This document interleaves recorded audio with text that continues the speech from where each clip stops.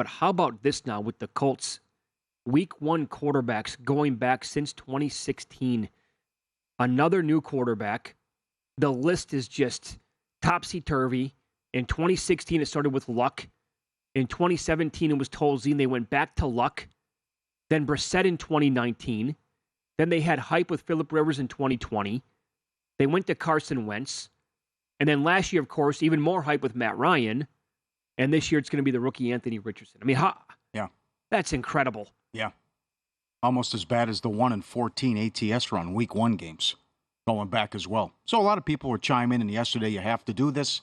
If you're going to take a quarterback that high, just put him. You're forced to play him right away and see what he has. So not that Minshew was going to blow you away in camp anyways, but a little surprised by the move. We already know Young's going to start in Carolina, and maybe Stroud will be announced in the next week or so as well. But I did take Jacksonville week 1, not to mention Jacksonville's owned them and how bad the Colts have been week 1, but we know how bad it's been for rookie quarterbacks in their first game and just winning games, period, in their first year in this league. So he's no doubt a project, but it's intriguing, and you're going to get to it here about what he could do as far as stats if he plays a full season, because I think it could be a little bit, well, actually, there could be a lot of fields of I'm going to look to run first and just abandon the passing attack, or no, I don't want to go through my reads. I'll just take off and run. Yeah, no doubt. I'm a little bit surprised by the timing. I thought they'd give it another game in the preseason, because what if they give him more reps here, and they're going to have to, obviously, to get ready for week 1? What if he goes out there and throws like, I'm not talking about like just, it's off the receiver's hands, picked off. I'm talking about like more INTs like he had over the weekend, and it doesn't look pretty.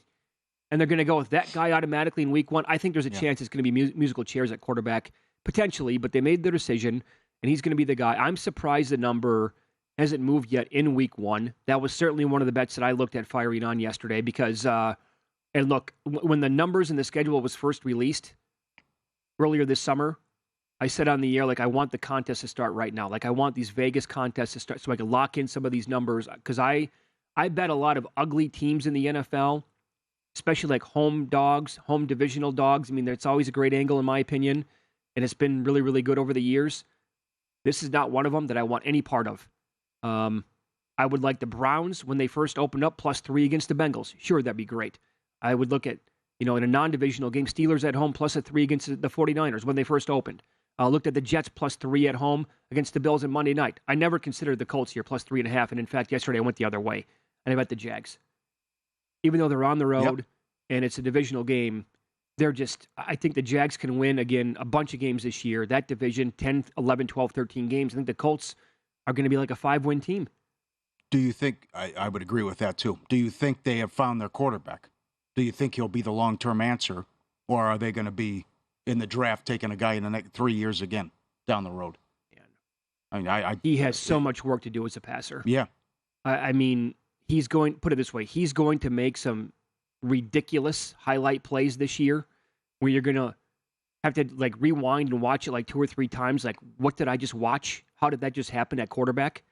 But he's going to make a lot of plays where you're like, oh boy, there's no way he should be starting right now.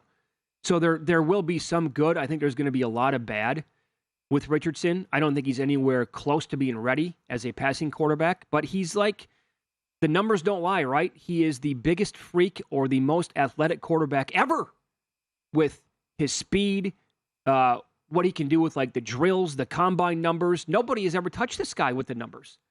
So this is what I was looking at yesterday. Offensive Rookie of the Year was about 9-1. I did not touch that. I don't really have any interest in that number. I think he can win it, but I didn't bet it. His passing yards prop, this varied, I noticed, from around 2,500 all the way up to like 2,750 on the passing yards prop. I don't mind taking that over. As long as they're going to name him the week 1 starter, you would think that, they're going to give him ample opportunities here. Yeah.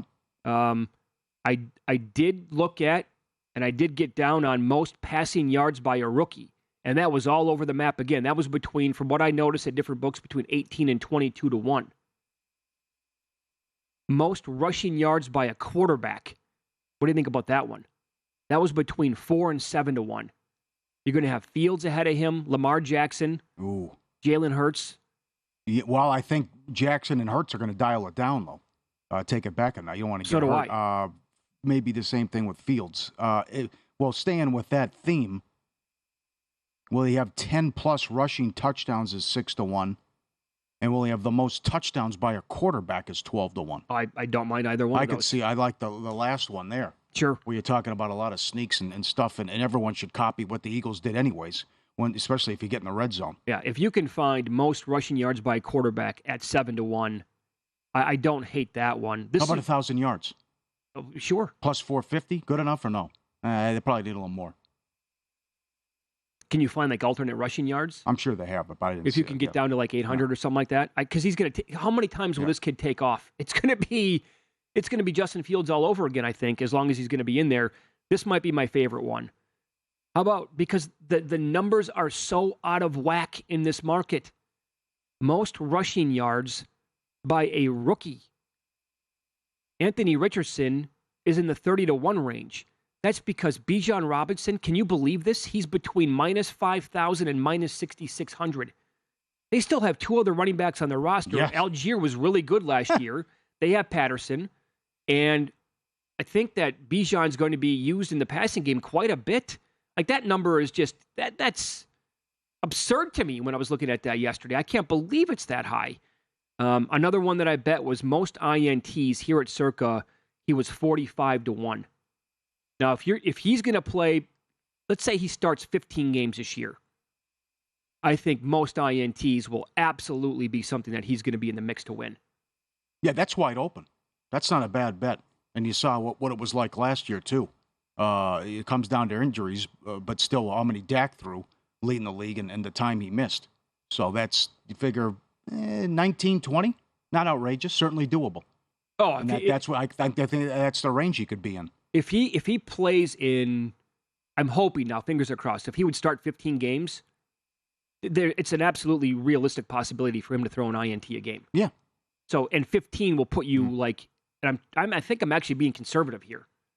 So he throws 15, I think he'll have a chance to have the most INTs, but I think he's going to throw, if he plays that much, I think he's going to throw more than 15 INTs. Are they a bad team? Likely. I'm with you with the 5 wins. So then you're getting blown out in the second half and you're throwing the ball. Mm-hmm. I don't think the guy can really read defenses yet, and I don't think he's got really an NFL arm in terms of accuracy.